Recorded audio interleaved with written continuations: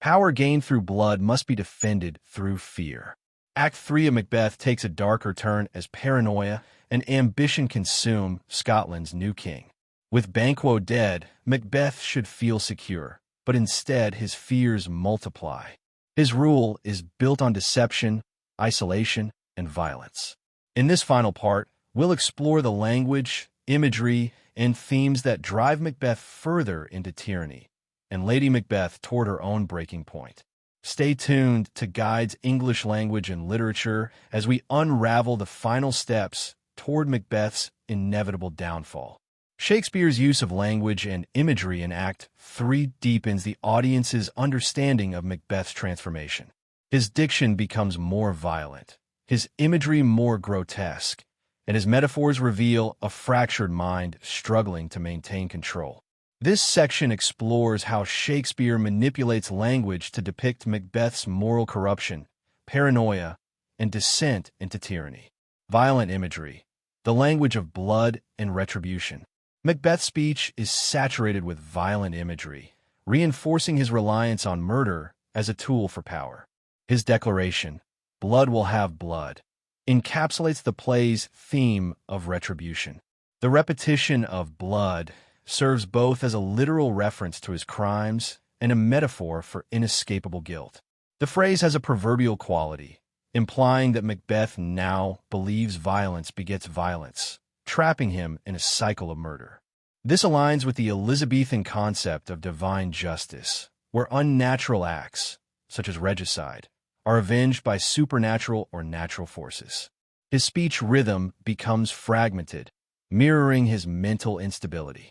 Unlike his earlier soliloquies, which were reflective, his speech in Act 3 becomes more declarative and forceful, suggesting his commitment to tyranny. Revealing soliloquies, the mind as a battleground. Macbeth's soliloquies reveal his psychological deterioration. The image, "Oh, full of scorpions is my mind," suggests torment, paranoia, and uncontrollable urges. The harsh consonants in scorpions evoke a stinging sensation, mimicking his distress. The imagery marks a structural shift. He is no longer plagued by indecision, but by the necessity of further violence. Shakespeare employs trochaic stress in this line, deviating from iambic pentameter to create a jarring effect. This rhythmic break mirrors Macbeth's instability, signaling his detachment from reason. Animal metaphors, predatory power, and the cycle of violence. Animal imagery reinforces that Macbeth's rule is one of brutality, not legitimacy. When he states, "We have scorched the snake, not killed it," the metaphor likens Banquo and flints to lingering threats. The snake imagery also recalls the biblical serpent, reinforcing deception and moral corruption. Lady Macbeth had earlier urged him to look like the innocent flower, but be the serpent undered, aligning them with treachery. Strategic placement of these metaphors suggests Macbeth no longer sees people as individuals, but as obstacles. This dehumanization signals his descent into tyranny. He has moved from a hesitant murderer to one who rationalizes bloodshed. Dramatic irony, the facade of stability. Shakespeare employs dramatic irony, where the audience is aware of Macbeth's crimes while other characters remain oblivious. At the banquet, Macbeth welcomes guests with "Here had we now our country's honor roofed," an ironic statement since Banquo's murder has just been ordered. The banquet scene contrasts Macbeth's controlled, public speech with his panicked outbursts upon seeing Banquo's ghost. His language breakdown signals that his hallucinations are no longer private but threaten his power. Shakespeare's use of stagecraft intensifies the audience's perception of his unraveling mind, highlighting the unsustainability of his rule. By Act 3, Macbeth is no longer the conflicted nobleman we met earlier. His violent diction, fractured syntax, and reliance on metaphor demonstrate his increasing detachment from morality and reality. Key linguistic shifts include a move from hesitant soliloquies to assertive speech, an increase in violent imagery, foreshadowing his descent into tyranny, a reliance on animal metaphors that depict the world as predatory, a breakdown of controlled verse into fragmented speech during distress. By the end of Act 3, Macbeth is consumed by fear, haunted by his actions, and bound to a fate he cannot escape. His language reflects this doom, as his words trap him in a cycle of murder, paranoia, and self-destruction. Symbols and motifs. Blood symbolizes both physical violence and psychological torment. Macbeth cannot wash away Duncan's blood, signifying guilt's permanence. Lady Macbeth's "out, damn spot" underscores this idea. Blood will have blood reinforces the cycle of violence. Darkness and light contrast good and evil and the concealment of treachery. Lady Macbeth calls upon darkness to hide her crimes, while Banquo, representing morality, remains associated with light. However, as Macbeth's corruption grows, darkness overtakes light, symbolizing his moral downfall. The number 3 carries a supernatural presence. The witch's 3 predictions set Macbeth's downfall in motion, reinforcing fate's inescapability. 3 also appears in the 3 murderers, 3 visions, and 3 warnings, strengthening the play's mystical elements. The crown represents corrupting power. Macbeth calls it a fruitless crown and barren scepter, realizing his rule is unnatural and doomed. Unlike Banquo, whose heirs are destined to rule, Macbeth has no true legacy. His desperation to secure his reign leads to tyranny, proving that power gained through corruption results in self-destruction. Setting and atmosphere. The royal court replaces the battlefield as the primary setting, shifting the play from honorable warfare to political intrigue.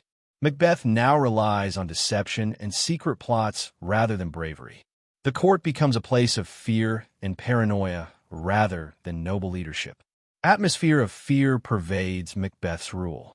He admits, "There's not a one of them, but in his house I keep a servant feed," revealing his obsessive surveillance. No one is safe, highlighting his paranoia and isolation. Supernatural intrusions blur the boundaries between reality and the supernatural. Witches, visions, and unnatural darkness reflect the disruption Macbeth's ambition causes. As his reign spirals into bloodshed, supernatural elements intensify, foreshadowing his downfall. Themes. Unchecked ambition leads to destruction.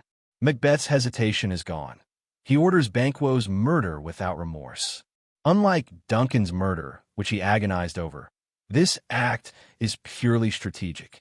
He no longer accepts fate, but seeks to defy it through violence. However, his paranoia ensures he will never feel secure.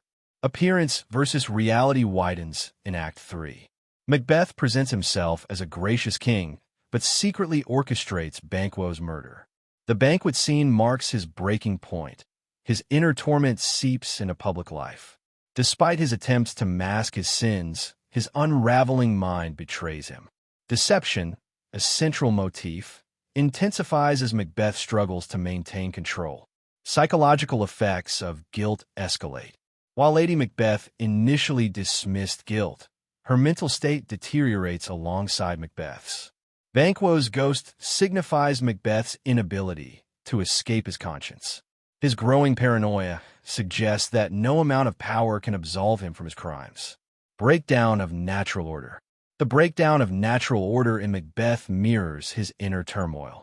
His unlawful rise disrupts Scotland, causing chaos and fear. Banquo's ghost, darkness imagery, and growing rebellion reflect this disorder. As Macbeth descends into tyranny, the world rejects him, showing that unchecked ambition corrupts both individuals and society. By the end of Act 3, Shakespeare leaves no doubt that Macbeth is irreversibly consumed by ambition and fear.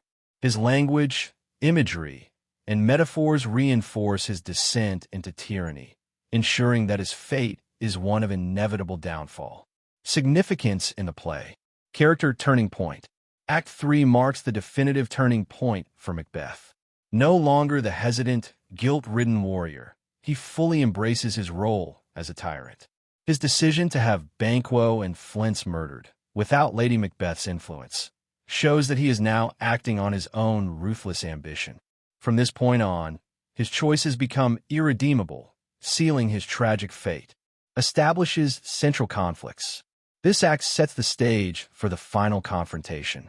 Macbeth's growing paranoia pits him against his former allies, while forces of justice begin to rally against him. The prophecy about Banquo's descendants haunts him, driving him to extreme measures. Meanwhile, figures like Macduff and Malcolm emerge as key opposition, setting up the battle for Scotland's future in Acts 4 and 5. Accelerates tragic timeline. With every decision, Macbeth moves closer to his downfall. His reckless ambition and increasing violence escalate the pace of the play. The feast scene, where Banquo's ghost appears, is a critical moment. The weight of Macbeth's crimes is catching up to him. The supernatural, paranoia, and guilt now consume him, making his collapse inevitable. Thematic exploration. Shakespeare deepens the play's central themes, particularly the corrupting nature of power. Act 3 shows how unchecked ambition distorts morality. Macbeth no longer hesitates before committing murder. His reign is built on fear, deception, and violence, demonstrating the devastating effects of tyranny. This act challenges the audience to consider the consequences of ambition without limits and the moral decay that follows absolute power. Impact of Act 3. Act 3 is the turning point of Macbeth, where Shakespeare's mastery of tragedy reaches its height. This act propels the play into its darkest moments, reinforcing the inescapable consequences of Macbeth's ambition. Tragic momentum. There is no turning back for Macbeth. His descent into tyranny is complete as he orchestrates Banquo's murder and becomes consumed by paranoia. Each decision he makes locks him further into his doomed fate. Thematic development. Shakespeare's core ideas fully materialize in this act. The corruption of unchecked ambition, the tension between fate and free will, and the consequences of moral decay are all vividly explored. Act 3 solidifies these themes, making them central to the tragedy's unfolding. Shakespearean craftsmanship. Character and plot are masterfully woven together in this act.